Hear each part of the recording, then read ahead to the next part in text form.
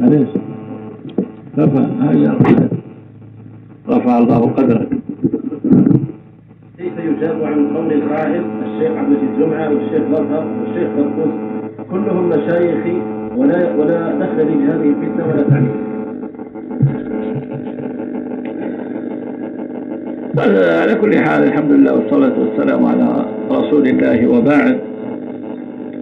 أنا سمعت مثل هذه المقولة فيما قبل وأجبت عنها، ما أدري إذا كان جوابي وصلكم. أجبت عنها أن هذا الكلام لو كان في بداية الأمر لا وافقناه على ما قال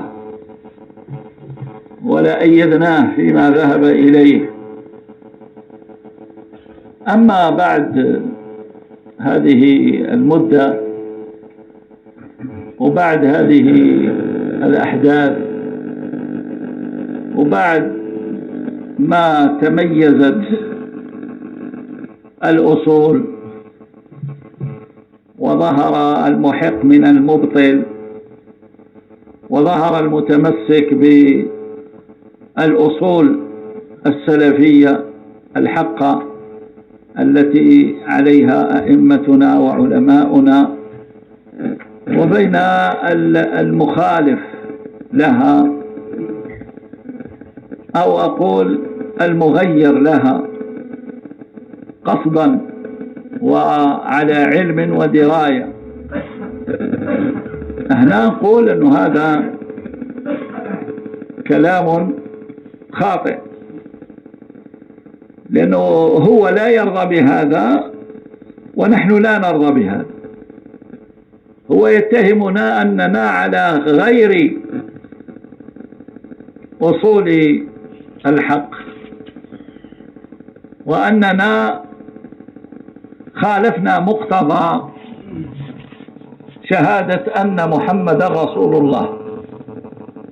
خاص غير يقول فينا ما قال في العسكر، لا يجوز السلام عليهم ولا يجوز الاستفادة من مالهم ولا يجوز الانبساط لهم ولا يجوز إعطاهم شربة ماء ولا قطعة رغيف وما إلى ذلك من هذه الشطحات الباطلة التي كنا وما زلنا ننكرها. ونحن كذلك نعتقد أنه تغير في منهجه وليس هذا فحسب، تغير ويريد أن يغير، وهذه أمانة عظيمة إذا سكتنا عنها ناهيك أن نرضى بها. نحن والله لا نرضى. وأنا من بداية الأحداث كنت حذرت من هذا الأمر وقلت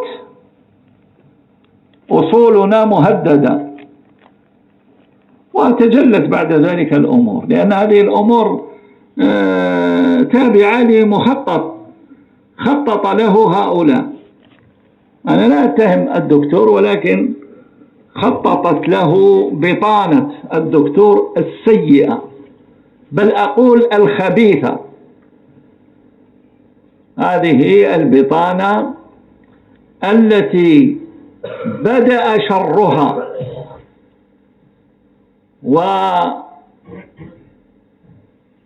وإظهار أنيابها منذ قال الشيخ محمد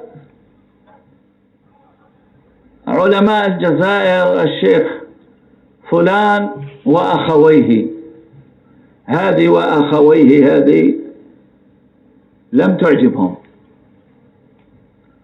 وبدأوا التخطيط لإسقاطها حتى لا يبقى معه أحد. وإحنا الحمد لله ما ادعيناها لأنفسنا ولا حرصنا عليها ولا نرضى.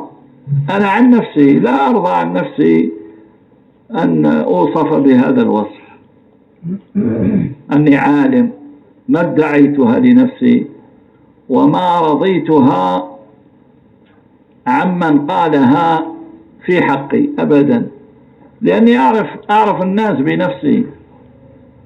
أنا يكفيني شرفا وقبولا عند الله أن أكون مع إخواني طالبا لهذا العلم على أيدي مشايخنا وعلمائنا الأفذاذ الذين لم يغيروا ولم يبدلوا، لا بحجة التجديد ولا بحجة التبديل،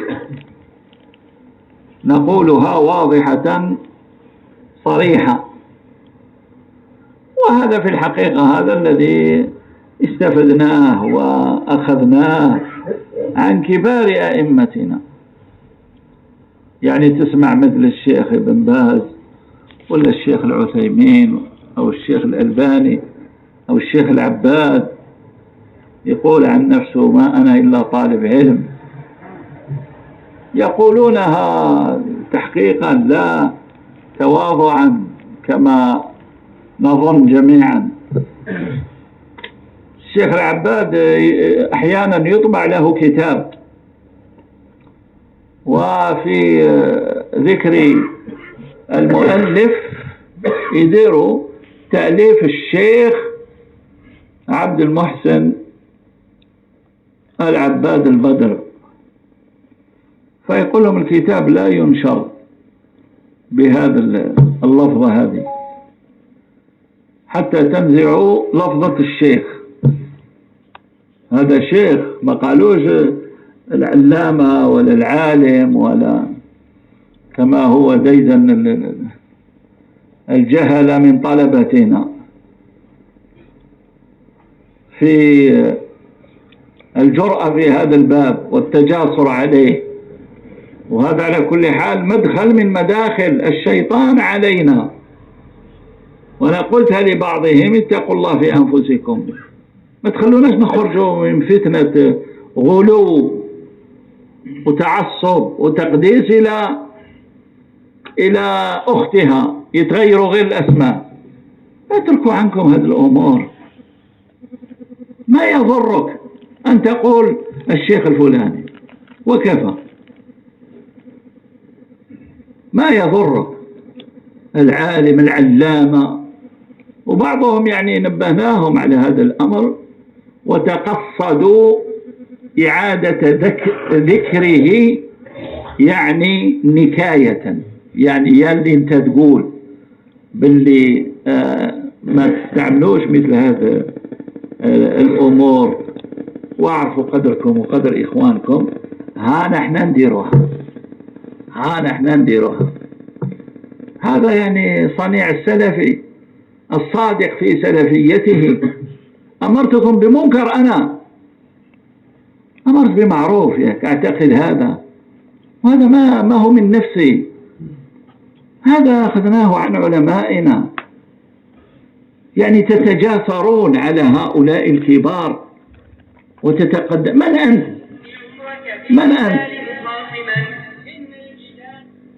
عيب عليك تسكت القحطاني، تخليني نتكلم. قلت عيب عليكم يا إخوان، تتقدمون بين يدي الكبار. من أنت حتى تحكم على الناس؟ شكون أنت حتى تقول العلامة وتلقاه مجهول، لأنه بعض قنوات مجاهيل لا نعرفهم أصلا. وش هو مستواك العلمي؟ وش هي منزلتك؟ ورغم ذلك يصرون على هذا الأمر. وهذا أنا أعتقد أنه لانحراف فيهم، وأنا أمثال هؤلاء والله لا أزكيهم ولا أحسن بهم الظن. إنك على الأقل كن صاحب حجة وواجه غيرك بالدليل والحجة. أنا نبهتك على أمر وأنت تعلم أني أقصدك، تواصل معي، قل لي يا أخي أنت مخطئ فيما تقول، خطأتنا لأننا قلنا عن فلان أنه علامة،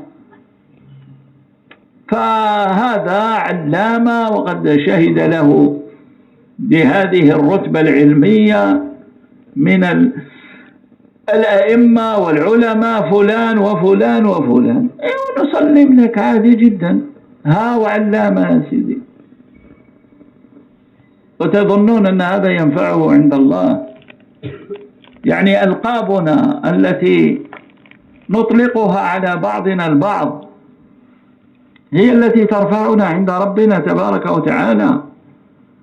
إذن المقدسة أفضل منا حالا، أفضل منا حالا، ما كان حتى لقب ما خلاواش. العلامة، المجدد، المفتي، وزيد على هذا. نسأل الله تبارك وتعالى العفو والعافية، كما نسأله أن يبصرنا بعيوبنا ويلهمنا رشدنا ويوفقنا لما يحبه ويرضاه. نعم.